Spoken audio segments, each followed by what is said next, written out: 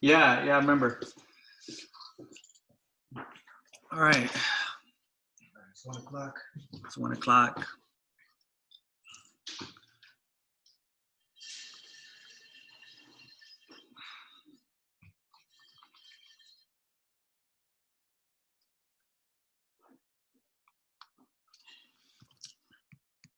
So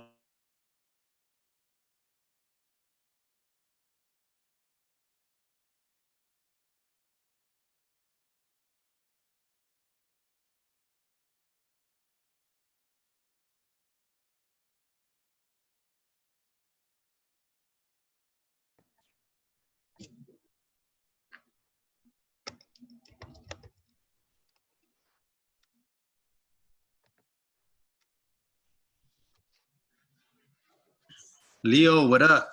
What's up, Voltaire? Much, man. Not much. There's gonna be some people logging in right now. It's because I just learned something new on Zoom is that we can't stack appointments back to back on the same Zoom account because it doesn't allow people to jump in or whatnot. Oh, yeah? Yeah. So in case on your Zoom account, you should just stack your appointments up like maybe with little 15-minute differences on time, maybe 10 minutes. All right, cool. All right, cool. So we have a few people right now. Just give it a few minutes.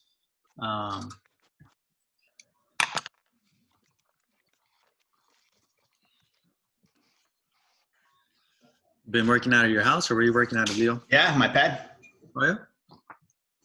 Ooh. Do you go to the office at all? No, not really, dude. It's kind of funny. It makes you think like I don't really need the office after a while. Yeah. Yeah. No, it's actually, I feel like lenders all these years they've had they're able to push out a bunch of deals because they don't have to go anywhere. They don't have to drive anywhere. They don't have to do much. They're just working out of their computer in their office. And where us as realtors, we would have to drive all around town, show property, and meet people at their houses and stuff like that. So I think this new thing that we're all experiencing right now is we're able to see how much more deals we could do and how much more efficient we could be with the time that we have just working from Zoom. Yeah. So Warren Buffett questioned the necessity of offices recently. Yeah, I saw that office and retail. Yeah, so they're going to take a big hit. So whoever invested in WeWork and all that stuff. Yeah, it's going to be tough. Yeah, good luck. So cool. I think we could get started here and just get right into it. 103. Cool. So hey everyone, thanks for joining us. Today is May 6th, 1 o'clock, and we're going to be going over some very important stuff. The name of the workshop, I changed it to the No BS Proven Strategy to Grow Your Real Estate Business with Leo Gonzalez. And the reason why I renamed it is because Leo and I had a conversation a couple days ago, and that's something that I've always, noticed and admired about Leo's approach to business is just to real estate is just no BS, and just getting the job done. So that's something really cool. So welcome, Leo. Thanks for being here today. And oh, sure. Thanks for inviting me. Yeah, of course. Yeah, we definitely look forward to it. So real quickly, I'm just going to tell everybody about our relationship, how we met, and how we got introduced to a real estate business. So I was a real estate agent at Century 21, and sometime around 2005, I believe, one of my friends, Laura, reached out to me and said, hey, my brother's in real estate, and he's a new agent, and where he's at right now, I don't know if they're really, helping him out or teaching him everything he needs to know. Maybe he could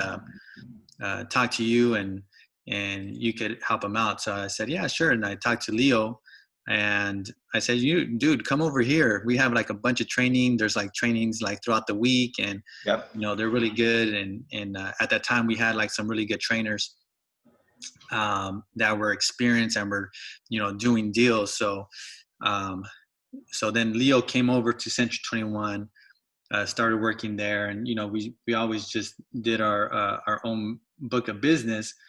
But then what I started noticing was when the market had crashed, right? So after 2007, so I mean, it was probably like 2000, between 2008 to 2012. What I really started noticing is, Leo and myself were one of the few agents at the office that were really like, in their grinding. I always noticed Leo, he was always just running around with buyers all over the place. I think during that time, taking advantage of the very low prices available and affordability in the market. And I really didn't, I know that we're busy. I know we were like a couple of the top agents just doing all these deals.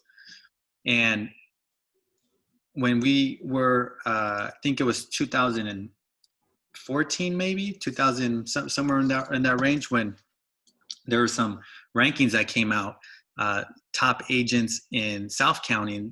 South County, let's say, had about 8,000 real estate agents. And I realized on that list, I ranked number 7th, and then Leo Gonzalez ranked number 2. And that's when I was like, oh shoot, Leo's been putting in work all these years. He just he doesn't, he wasn't doing listings, but he was just closing a bunch of buyers. So, and it just went from there. And then after that, it was just like year after year, just, top 1% in the county, just closing a bunch of deals. So, before we really get into it. So Leo, tell us, over these past several years, like, how many deals do you do on a yearly basis? I'd say anywhere between 50, and I think at least for the last 5 years, I've been doing 50 plus. I think the most I did one year was 76, 75, somewhere around there. Yeah. Consistently about 50 plus for the last, I'd say, 5 years. Yeah. So 75 deals, to do on your own it's just, I mean, it's incredible. And, one thing we'll go into is, you're going to really find out how much of a workhorse Leo is. I remember Saturday mornings, Sunday mornings, I would walk into the office, and I'm talking about like early in the morning, 8 and some change in the morning on a weekend. And I was going in maybe because I had 1 or 2 things to do, maybe forgot something on my desk, but Leo was right there, just fully dressed, hair combed, and suit on. Yeah. And he was just, on the phone, just booking appointments to go, look at homes and meet with people. And I just remember thinking like, man, this guy works hard, and I need to get in here and just work just as hard. So that was pretty cool. So Leo, how's this coronavirus looking or treating your business? Like what is it? What are you seeing out there right now with your business with this corona thing? So initially, it shocked the market, right? Everybody was scared. They weren't sure if house prices were going to crash. They weren't sure if their houses were going to sell or just sit on the market. So I think I had about 4 cancellations, 4 escrows cancel right off the bat, understandably so.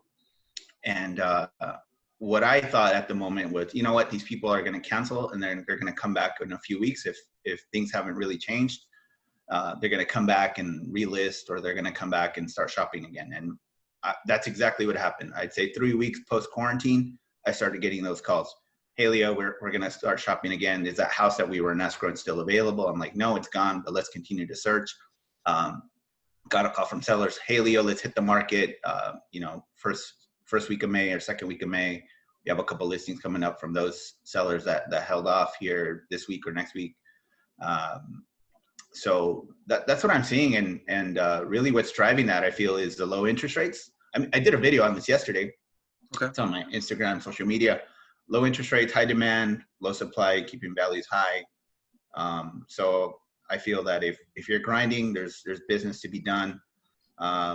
There's going to be less deals done, but those deals are going to go to the people hustling, the people that have sound business practices. Okay, yeah. So let's go into some of those business practices. So tell us, everybody kind of heard like an overall review of how we know each other and what I saw, but that was my perspective. So when you first got into business, how was it, and what did you figure out that you had to do in order to, be successful? Was it like a certain online strategy, or was it a mail piece that you mailed out that got you all your business, or how did it work? No, so when I got in the business, I didn't have any money. I was broke. I closed 2 deals, and then I quit my job. And How old were you when you first got in the business? I was 22. Okay, cool. 22, 36 now.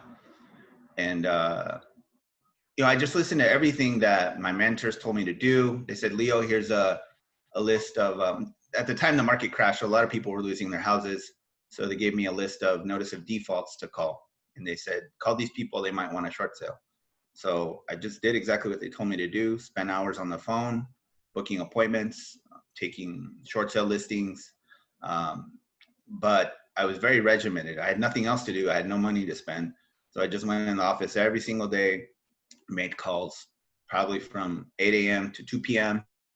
And then in the afternoon, went on my appointments. And if I didn't have any appointments, I just went home, because that's exactly what they told me to do. If you don't have any appointments, just go home.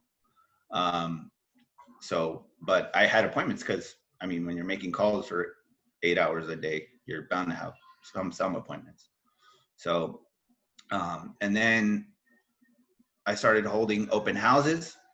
And from those open houses, I started getting buyers. And the reason I started holding open houses was because all my short sales were for closing. None of them worked. So I started doing open houses, started getting buyers. They all foreclosed. I had like 20 something short sales foreclosed. That's crazy. I started getting buyers from the open houses. And then I started getting really busy with my buyers. So what I would do is I'd say I get 2 or 3 buyers. I'd take them out shopping. Buyers like to shop on the weekends. I would carry around my open house signs in my trunk. So as soon as I was done showing properties, I could find a vacant house and hold it open. Because what happened is business goes up, it goes down if you stop prospecting. And at the time, open houses were the only type of prospecting that I could afford. So I stopped showing properties, 2 or 3 o'clock, held an open house till maybe about 6, and then did that again on Sunday, because Saturdays and Sundays is where I would get my clients. And then I realized, I can't be doing this. I can't hold open houses every day. What can I do in order to hold a house open or get these leads every single day? So I started posting ads on Craigslist, and started, generating leads that way. So that way it would seem like I would have leads coming in every single day from my Craigslist ads. At the time, there wasn't any Facebook or Instagram. But I found that, posting online ads at various different websites, Craigslist, or I forget other sites that I posted on. I think before you could post free on Zillow. I used to post Soraya's foreclosures on Zillow. She didn't know, but I did it. I don't think she even knew what Zillow was. And generated business that way. And then eventually took that money and started investing in online leads. And then over the years, built a book of business. Now we get a lot of referrals from our past clients. Gotcha. Yeah. So, one thing that we all need to understand is the ads, over time, the only thing that changes is the medium, where we place them, right? Just like 30 years ago, people would just place ads in the newspaper, 3-bedroom, 2-bath house for sale, 400,000. And they would get calls from that. So during the time that Leo's describing, he was placing ads on Craigslist, and eventually it turned to online marketing, right? Facebooks or Instagrams or whatever. But okay, cool. So you started kind of just building there, and I could attest to that as far as you being broke. Cause you used to drive a little green beat up bucket, all around town. And then one day you just pulled up in the And it was it the BMW or the Audi first? I forgot. I was like, oh, the okay. BMW, yeah. BMW, yeah, BMW. And I was like, okay, you got some change now. So cool. So you described so far how you started kind of just, doing open houses, other people's listings, promoting. And that's one thing we all need to understand. We could promote other people's listings. It's not a big deal. It's on the MLS. You just grab that information, 3-bedroom, 2-bath house, East Chula Vista, 400,000. Then you just put it on some type of medium, whether it's a bandit sign or Craigslist, and start generating leads. So, okay, so you're really busy with these leads that you're generating day in and day out. So at what point were you like, what year was it where you had like your breakout year where you actually said, oh shoot, like I'm actually doing something right. I went from 10 deals to 20 or 20 to 40. When was that? Jeez, I'd say, man, like, I think 2011, that's when I realized I was making okay money. Bought my first house in 2011. Got it. So that's when I was comfortable with my business, enough to buy a house and, take on a mortgage. Okay, cool. So 2011 was your breakout year. And then when did you say, hey, look it, I've been grinding enough, day to day, as far as open houses and just, being out there like that. And so at what point did you say, okay, I need to transition to past clients, or did that just happen organically? What happened there? No, actually, some of my mentors had told me early on, Leo, don't forget your past clients. Don't forget your past clients. And I'm like, what the hell for? They already bought a house. Like, they can't help me. So I kept, hunting instead of farming, when I should have been, following up with my past clients. So I'd say I didn't consistently start following up with my past clients until about maybe 4 years ago. But I feel that if I would have done that better early on, if I really understood what my mentors were telling me early on, my business would be somewhere else right now. Not that it's in a bad place, but it's really important to focus on those past clients, even if it's, we send them out mailers now. Maybe early on when you start, you only have 1 or 2 or 3 past clients. Just write them a hand note like, hey, like, here's a Starbucks card, happy anniversary on the anniversary date, or even if you buy postcards like from Corfact, if you only buy 3 postcards, it costs you like $4 or even less. So just send those out every month. Start sending those out to your past clients. Add them to your social media. I mean, before we didn't have social media. Now you have social media. You can add them to your Instagram, Facebook, even LinkedIn. Just stay top of mind when it comes to real estate. Okay, cool. And now most of the agents on here, newer agents trying to build their business, trying to figure it out. And, when we were talking the other day, you mentioned something about snake oil, right? Something about, different gurus or coaches or whatever are just selling snake oil to agents on there on how to build their business. So in your, if you were to coach somebody that wants a 6-figure book of business, and, 6 figures sounds like a lot, but in reality, what is it? 15, 20 deals in San Diego where you could keep maybe, 100,000 plus in your pocket. So right now, obviously, the world's different than when you and I started, but what would you recommend? I'd recommend staying away from real estate systems or marketers that aren't proven. A lot of people are gonna, you'll get emails saying, "Oh, want to survive the pandemic? Buy these leads." What kind of leads are they? Where are they generated from? Can they tell you what the how many months it's going to take you to convert them, or are they ready to shop now?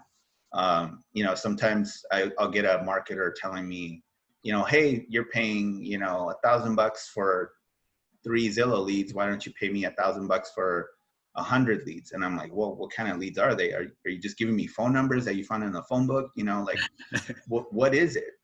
And then once you realize what type of lead it is, teach yourself how to convert it, whether it's online leads or whether it's open house leads. Even if you're hosting open houses, if you don't know how to convert your own open house lead, then you're just wasting, 3 or 4 hours of your weekend.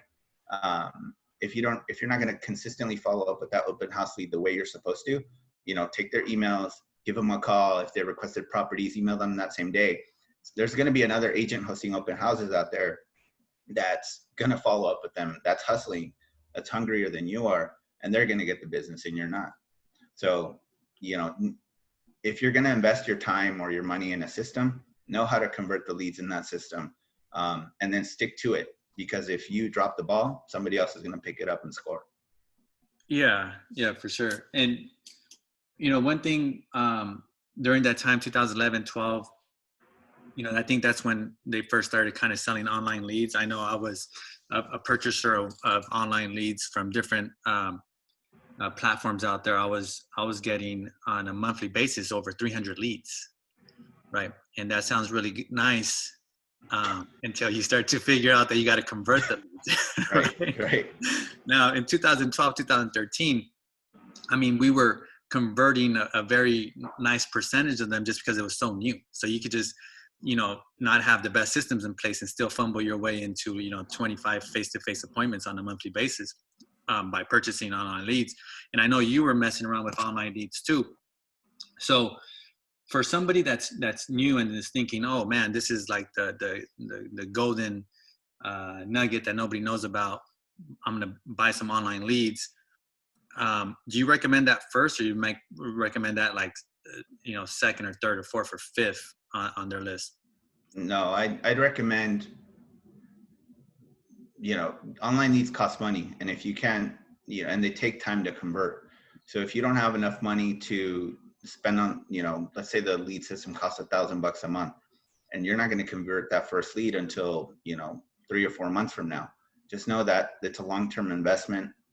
Nothing is instant. You're not going to get an escrow next week. So if you don't have the money, don't invest in online leads. Do things that are free, or cheaper. Target your sphere of influence on Facebook. Target, if you have past clients, target them first. But don't spend your money on online leads. And then the first thing you should do before you spend your money on online leads is know how to convert them.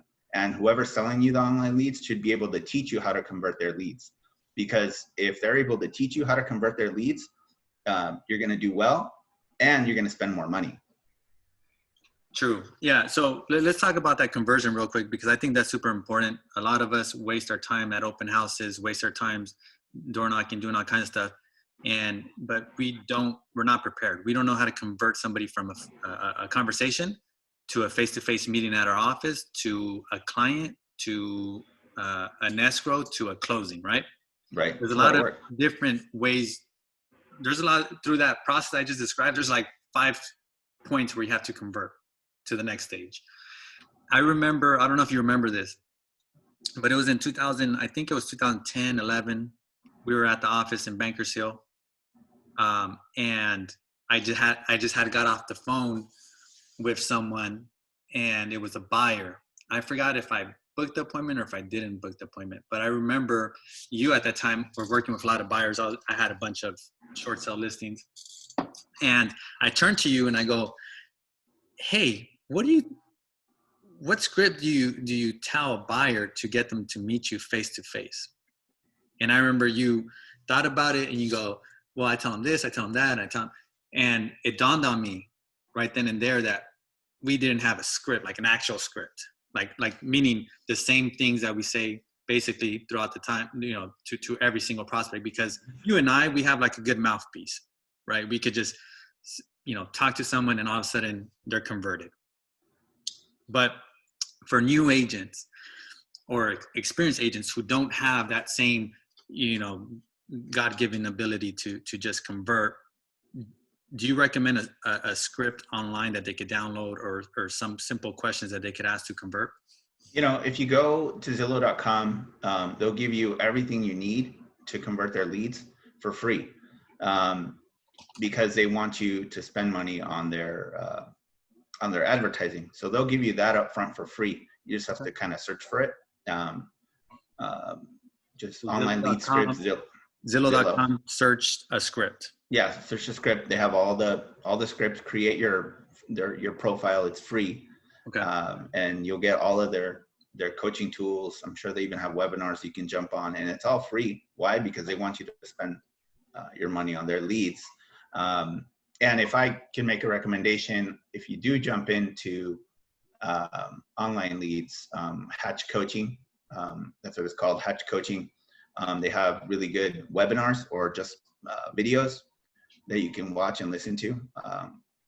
And they'll teach you how to convert online leads really well. I make my team watch those videos at least once a year to kind of refresh scripts, kind of refresh the mindset of a buyer, and make sure that they stay on their A game. Cool. And speaking of team, I know for many years you were doing a bunch of deals and you're by yourself, and then you hired your first assistant, Audrey, and then you hired, you made a couple more hires. So when did you hire your first assistant? Like, how many deals were you at? And then how did you build your team from there? I hired my first assistant. I think I was right around maybe 25 deals. Mm-hmm. And I realized I just can't do all this paperwork myself. It's just too damn much. And I went to a Tom Ferry class, and he said, you should only be doing things that generate more business. I shouldn't be doing, wasting time on paperwork or, even scheduling my showings. My assistant can do all that. Even creating a flyer takes hours sometimes.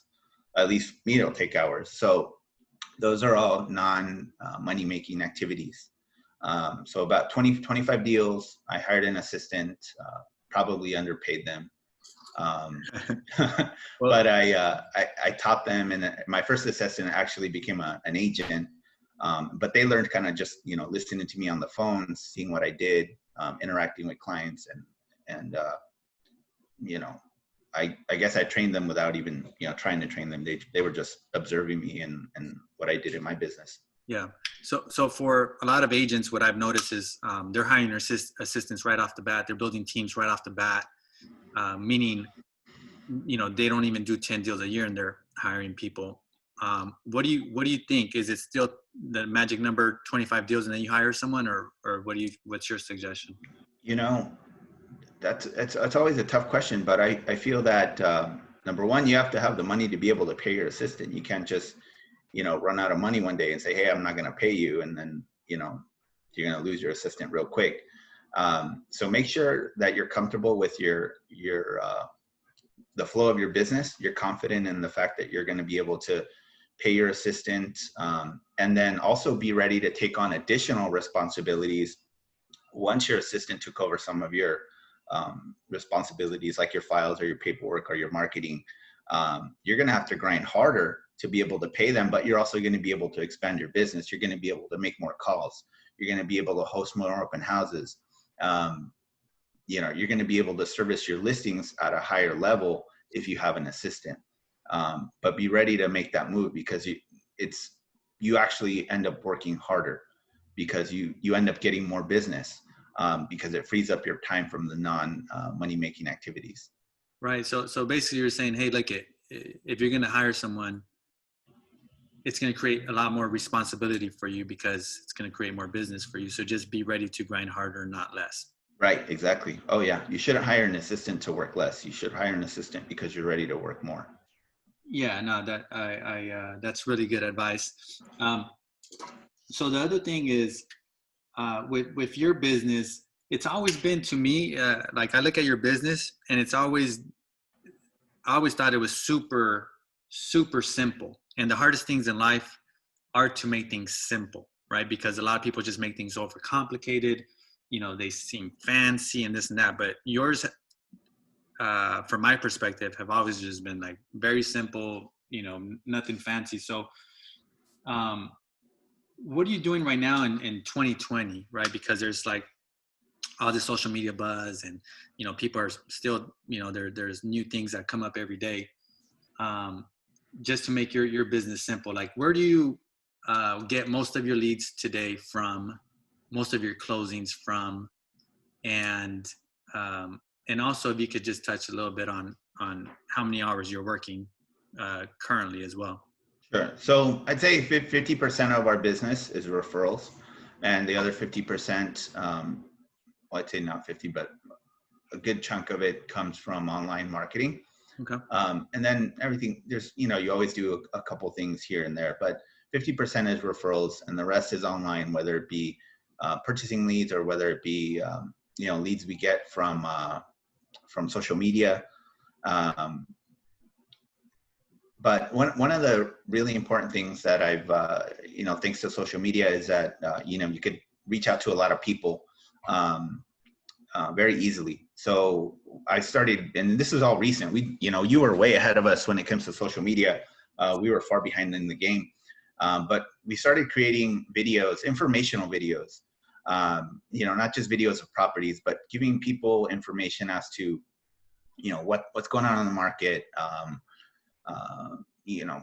buyer tips, seller tips.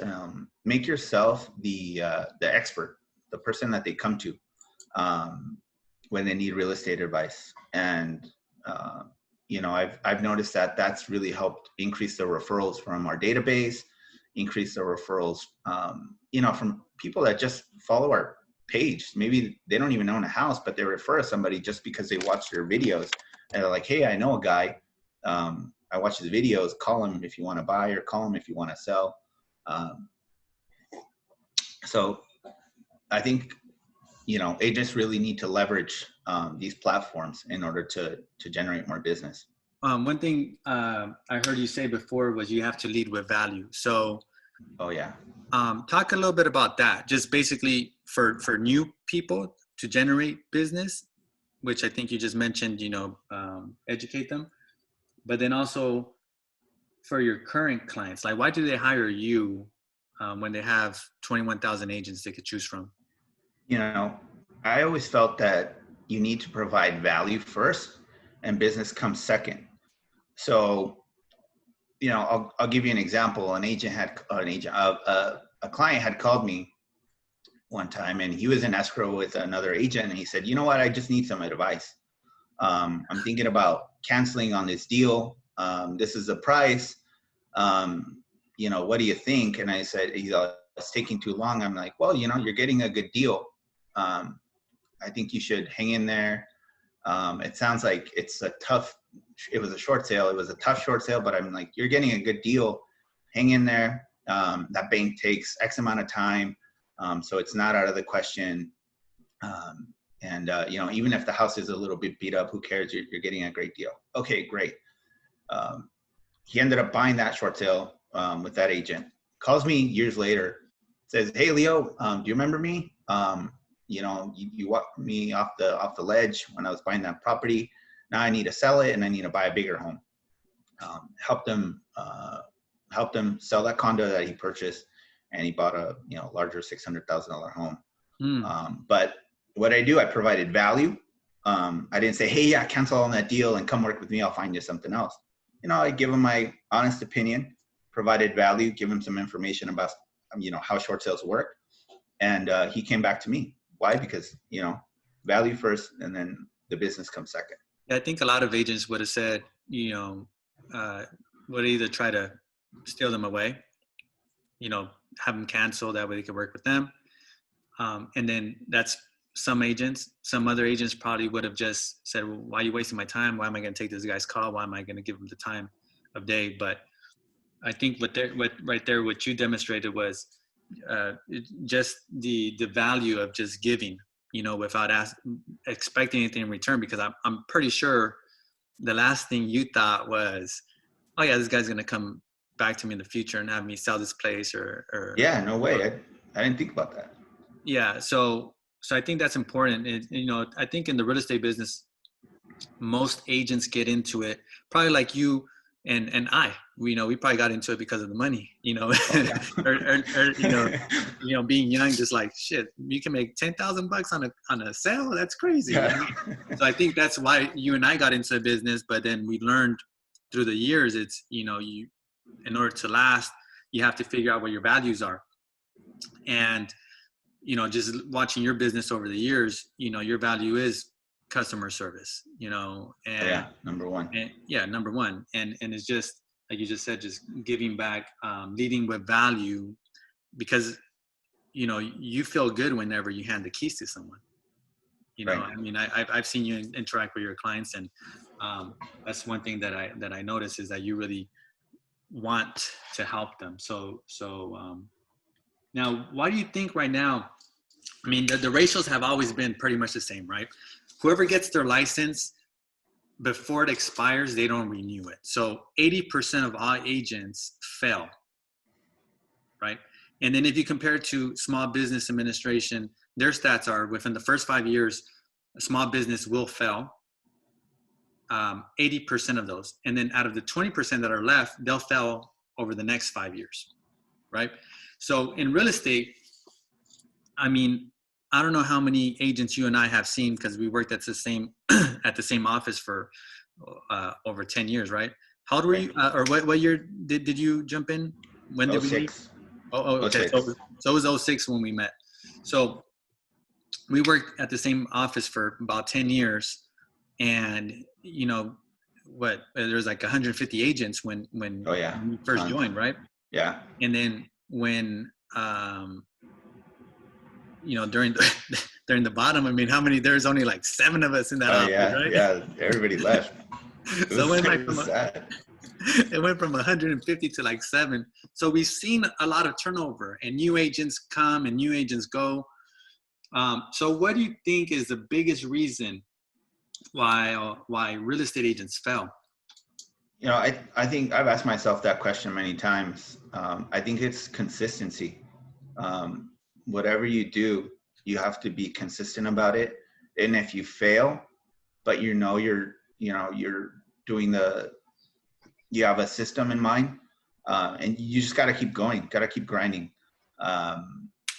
You know, even if you had a bad month or a bad quarter, hey, doesn't mean you're just gonna quit. I mean, you can quit and go back to your day job, but chances are, if you keep grinding and you know, you keep holding those houses open and you keep calling those leads, you're gonna succeed. Why? Because those are sound business practices. But you have to stay consistent. It's a mindset. Yeah, so consistency is hard. So what? How does someone get consistent? Like, do they need to have a greater purpose than just, you know, sell another house, or what's going to get them out of bed? Because I'll tell you a funny story. You probably know about it. Or so this is a 06 ish, 07, and I remember there was like some agents that started working there at the Century 21 office that we were a part of, and the sales trainer at the office, you know, everybody would go to him whenever they had any issues or questions or wanting to figure out, you know, how to sell more homes. So one of the new agents that was there, newer agent, you know, he basically said, "Hey, look at, how do I get more deals? Because, you know, I'm not motivated, and, you know, I don't feel like coming in and making calls," or whatever, you know, whatever he was crying about, basically. And the sales trainer at our office, Century 21, told them, you're not feeling motivated? You know, you can't get out of bed? You can't, you know, come in? And he goes, no, I can't. So he goes, all right, what type of car do you drive? He's like, I drive a fucking Honda or whatever. And he goes, okay. He goes, what kind of car do you want? He goes, I want an Audi. Oh, you want an Audi? Okay, what type of Audi? He starts describing. He goes, all right, go get yourself that Audi right now. What? I can't afford that. He goes, exactly. He says, you get it, it's going to motivate you to go and sell more houses and pay the bill, right? So this fool went out and got himself an Audi. and then like within 6 months, he had to get out of the business because he couldn't afford it, you know, so he had to go get a regular job. And then he got his house foreclosed on. I mean, it was man. But, you know, what I guess what he was looking for was the answer to, how do I stay motivated and how do I stay consistent and come in and work? So what's your answer to that?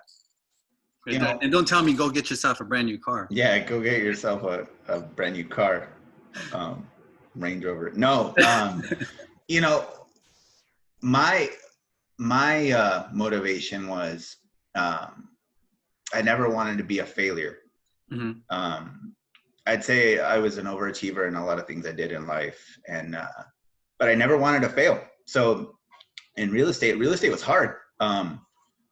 And initially I thought I was failing at it, but everybody else was at the same time as well. It was just tough. Was So I this worked.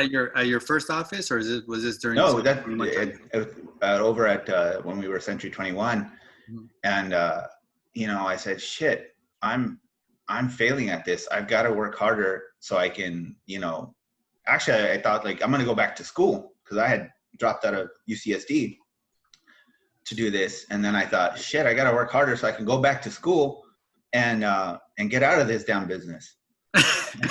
That's the truth. And I remember you studying in the office. You had your books and everything. yeah. And then and I started working harder so I can go back to school and afford my tuition again. And then I started making real money. And then one of my mentors, he's a lender, he said, Leo, I was like, oh, Anthony, I got to go back to school. He's like, Leo, why you go back to school? He's like, you're making as much money as a brain surgeon, man. And I'm like, oh shit, you're right. Like, I'm not going to go back to school. Like, this is it. So that initially that was my motivation. And then once I hit a certain level, I wanted to, maintain that lifestyle, maintain an assistant, be able to pay my mortgage, be able to buy another property. So I think over time, you might have certain goals, but those goals evolve into something else. So maybe your goal is to go back to school. And then once you hit that goal, maybe it's okay to change. Then your goal is to, hey, stay in this business and buy 2 properties, stay in this business and, be able to work half the year and vacation the rest. Whatever your goal is, I think creating goals is really important because if you don't hit those goals, you're going to continue to grind.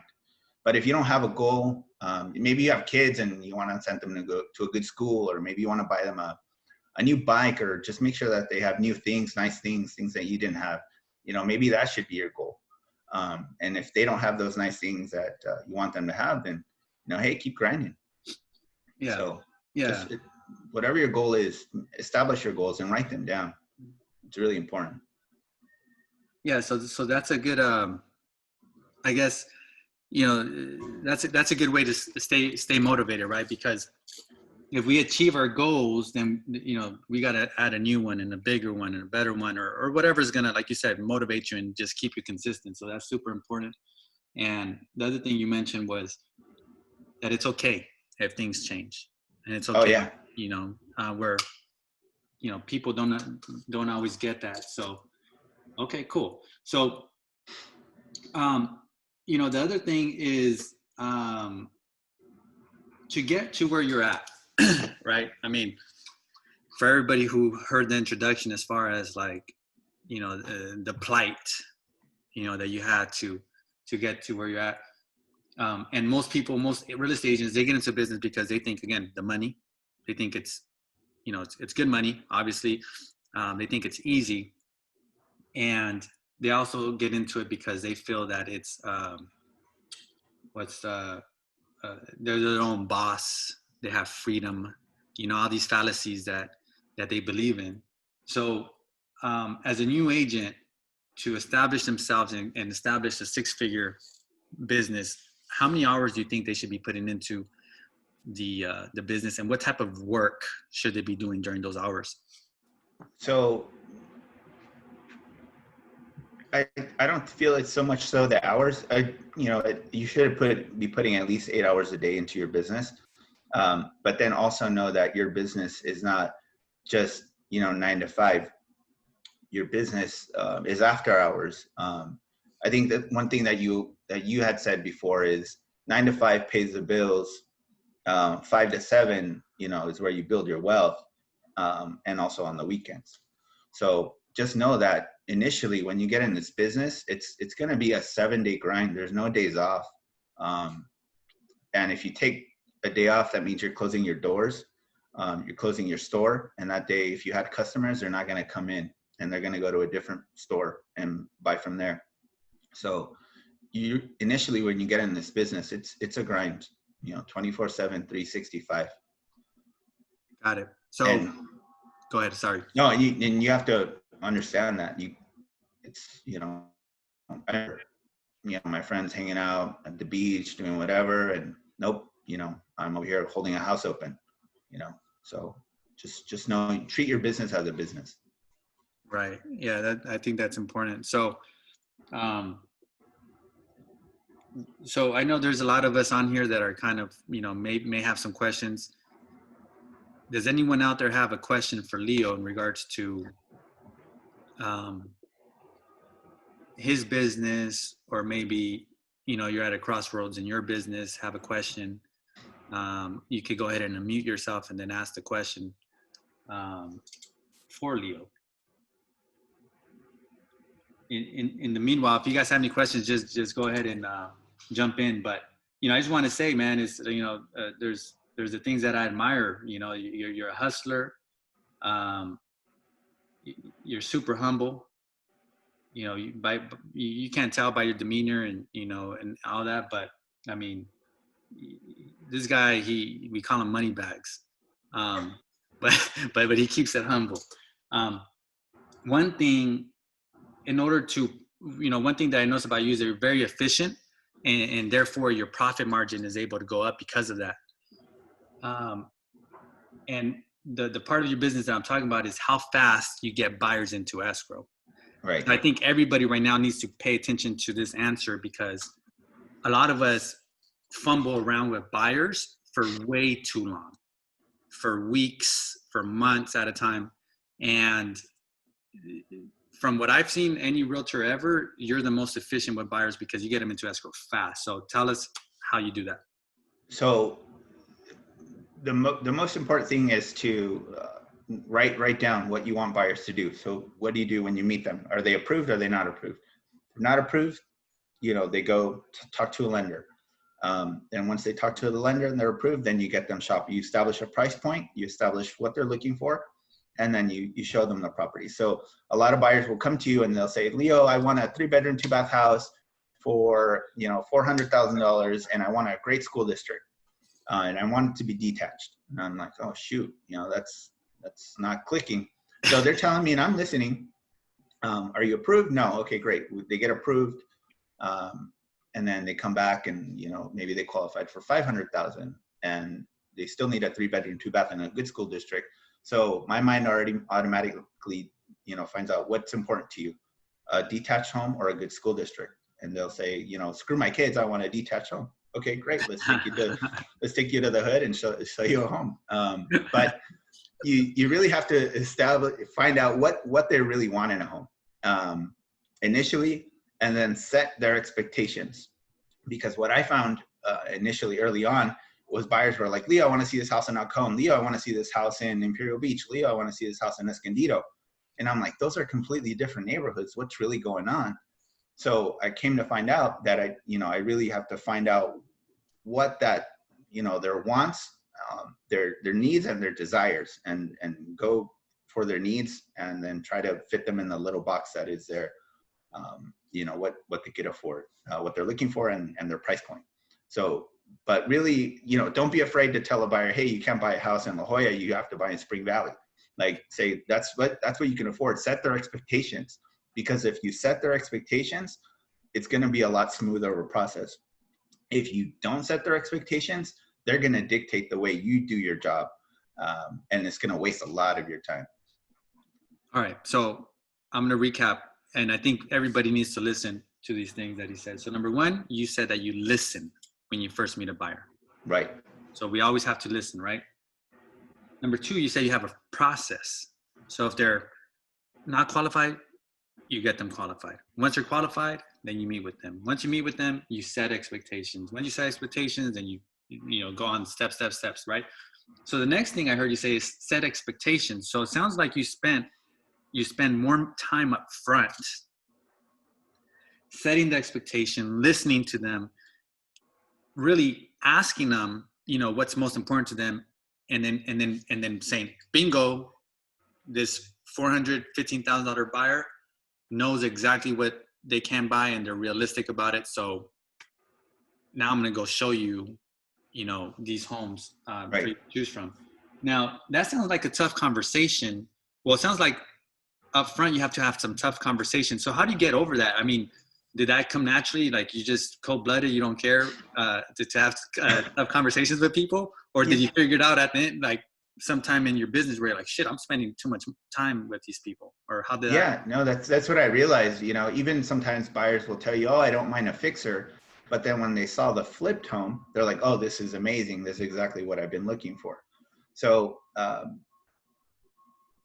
you're the professional. You're the one that should know what's available in certain markets, what's available between certain price points. You should trust yourself to be able to educate and guide your clients in the right direction. If you're not, if you don't know about different neighborhoods, you should be attending the brokers open and checking out the neighborhoods and checking out what you can get within certain price points. And I think I got lucky because I used to do a lot of BPOs. So the bank sent me around all over town. So I got to know all these different neighborhoods and, kind of know the values and price points. So, but educate yourself on, different neighborhoods, different price points. That way you can, guide your clients in the right direction and give them more options. Yeah. So I want to hit this point strong because it's very important to all of us, because if we mess around with a buyer for too long, they'll leave us. Right. Or they won't buy, or time kills all deals, right? That's one of my things I live by. So you mentioned trust yourself. Why? Because we're the experts. So this actually just happened to me right before this call. We were on a Zoom call with a new buyer, new client. They're telling us what they want. And then the buyer says, hey, there's this website where military houses go up for sale on this website, military things. And he gives us the website. I punch it in real quick. And, one of us says, okay, I'm going to look into it. And I go, yeah, we'll look into it. And I go, no. And I just, hey, all the properties for sale are on the MLS. The MLS distributes to all these websites. So we're not going to mess around and go to an extra website or this or waste time. We're the experts. I'm telling you exactly, what it is and how it works. And then immediately like that, he goes, oh, okay. Where if we would have just played along, we would have wasted our time, his time, everyone's time to find out that it's just another website that extracts leads and sells them to someone else. And all the, when we know all along, all the properties are on one website, the MLS, right? Right. So that's trusting yourself. That's just like you're the expert and you got to set the expectations. Now, these tough conversations, do you ever lose a buyer because of it? Or is it pretty much like, they go, okay, yeah, you're right. And 9 times out of 10, they'll stick to us. Every once in a while, you'll get somebody that thinks they know everything and will try to do things their way. And they're going to waste a lot of time. And that's okay. If they want to go work with another realtor or waste somebody else's time, they probably would have sucked up a lot of your time where you could have been doing more deals, servicing clients that do have trust in you. And you don't want to work with those types of people. So if you have that conversation, or just like now, like you have to sign a COVID form. If somebody won't sign a COVID form because they don't want to and they need to in order to view a property, and then they're probably going to waste your time. So I actually like those COVID forms for that reason. Yeah, that way you know who's serious enough to sign a form to want to view a property they want to buy. If you're not serious enough to, sign a form to buy a house, then, I don't want to work with you. The last question on buyers that you work, do you have a set amount of houses you'll show them, or a set amount of time that you'll work with them before you just cut them off or have another conversation with them? It hasn't really happened recently. But so I guess I don't have a certain, type of home that, there's some clients that they're special. They're looking for a very specific type of property that doesn't come on the market all the time. Maybe they're looking for a property with a barn. How many properties are out there with a barn, or something like that. So those clients do take a little longer, but for the most part, there is enough inventory for clients to find a home within 30 days. All right, cool. 30 days. So you would say 30 days is a good amount to shoot for or less, right? Oh yeah, I'd say cool. So. All right, perfect. So Adrian asked, what calls do you do on a daily basis, or what's your schedule? What's your routine like on a daily basis?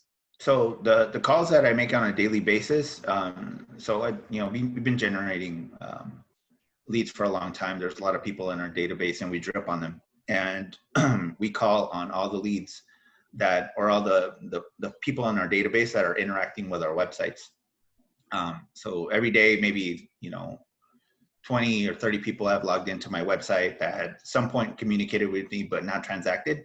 So I'll follow up with them like, hey, I noticed you've been browsing our website, noticed you've been looking at this property, or maybe they requested a showing request, and we follow up with those leads right away. But we find that especially when you're generating online leads, not all of them convert right away. But you spend money on that lead, so you don't want it to go by the wayside. So you have to incubate them, follow up with them, because they will eventually transact. But if you don't stay in front of them, they won't transact with you. They'll transact with somebody else. Cool. So you're calling leads, you're following up with old leads. Anybody else that you're calling on a regular basis? We get new leads every single day. So we always follow up with them. We follow up with our current buyers that already have approved. And, I try to check in with them at least maybe once a day, not definitely every other day, because you want to keep them warm. You want to keep them engaged. And then our sellers as well. We check in with them, give them feedback. And that way with sellers, especially, it's important to stay in communication with them. So then that way, if you do need a price reduction, they're like, hey, Leo, you've been communicating with me, every week. I know that you've been working hard. I know you've been doing X amount of activities. And you know what? Yeah, I think that a $20,000 price reduction is justified based off, your communication. So, those are also important calls to be having. Even though you already had the business, you want to stay in touch with your clients to make sure that you're giving them good customer service. Good. Yeah, I like that. So this is something that you're really good at. Claudia's asking, any tips on how to get a multi-counter offer accepted when you're representing the buyer? And I remember when, during this time that your business exploded, you were just telling me, man, it's so easy to get your offer accepted. And it was during the time that there was like multiple offers. And during that time, there was like 10, 20 offers on the property at a time. So what's your your answer there? Well, initially the offer speaks for itself, right? Price, make sure you're competitive on price.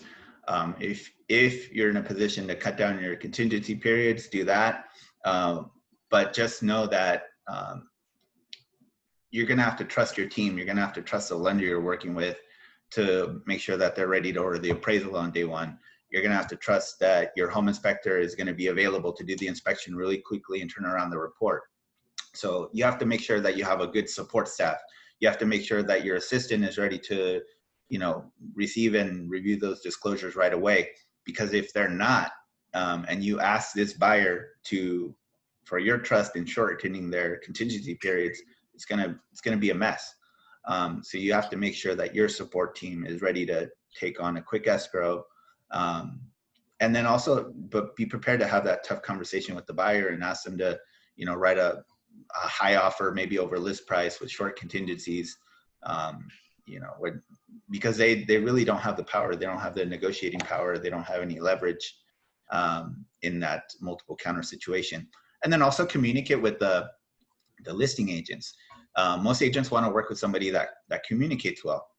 Why? Because if you don't communicate well, if you don't perform, they're going to look bad in their client's eyes. So if you're communicating with the listing agents, up front, but not obviously being overbearing, they might have put a little bit more weight on your offer. Yeah, cool. That's some good advice. Cool. Any other questions before we end the conversation? You know, Leo, I mean, I took a bunch of notes. A lot of the stuff, you know, it just reminded me of certain things to do, and definitely, you know, always learning from you, man. So appreciate you jumping on. And before You're we end up, welcome. does anyone Anytime. have any? Yeah, of course, of course. Anybody have any more questions? All right. So I think what we learned today is just like, hey, you could build as big of a business that you want in real estate, and you could have whatever income that you want. You know, brain surgeon income, but it doesn't happen overnight. You know, you got to grind, you got to work towards it, right? Right. And then, like in your case, it wasn't perfect. You know, you like you just said, you did BPOs. I mean, I'm sure you probably, you know, wasted a lot of time and money there, or you know, effort. Oh yeah. But it's not perfect, right? You just kind of fumble your way, try different things. But at the end of the day, we know that you have to make calls and place ads to generate leads, follow up with those leads. And then over time, you could transition into sphere of influence and past clients. Right. And Claudia says, accept my offer when I submit it. Send it over. I'm ready. Hey, so, and then the last thing is just to give you value, you know, any agents that are out there listening, if Leo writes an offer on your place or his team, or, you know, just accept his offer, you know, that way we could, he'll do a good job and close the deal, right? Oh yeah, real quick. Cool, man. All right. Well, hey, thanks again for joining. Thanks everybody who jumped on, and appreciate your time, man. All right. Take care. All right, see ya. Thanks. Bye. Thank you, Voltaire. Yeah. Thanks for jumping on, Bob. All right. See you guys next week. Take care. Bye. Later, B. All right, Art, man. Bye. See ya. Have a good one. Bye, guys. See ya. All right, Brian, man. Take care. Good seeing you again. Ozzy just showing up right now to the party. No, come on. No, actually, my call was disconnected, so I just sure. Ozzy showed up 2 minutes before it ended. Hey, thanks. Watch the replay. Oh. All right. All right. Peace out, guys. See ya. Later, guys.